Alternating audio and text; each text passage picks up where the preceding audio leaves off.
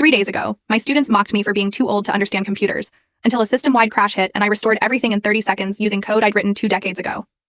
Can you believe a high school kid told me I was too old to understand computers? The irony absolutely crushed me, because they were literally using a programming language I'd invented. What happened next sparked a battle for truth in education, and honestly, it got ugly. See, I'd been retired from MIT for about 3 years, just trying to enjoy a quiet life.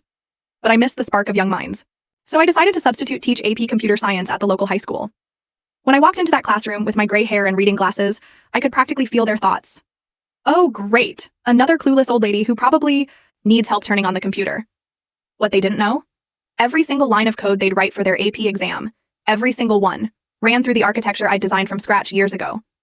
A boy named Tyler, all cocky confidence, took one look at me and announced to the whole class, "Great, they sent us someone who probably thinks Python is an actual snake." The room just erupted in laughter. I bit my tongue, walked to the whiteboard, and set my bag down.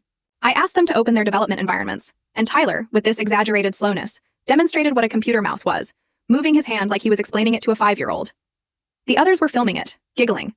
My chest tightened, my jaw clenched, but I stayed calm. I remembered why I was there.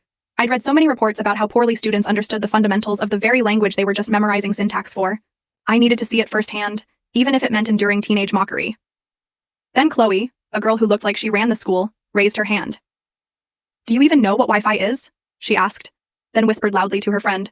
She probably still uses a flip phone and thinks the internet is a series of tubes. When I pulled out my own laptop to access the lesson plan, she gasped dramatically.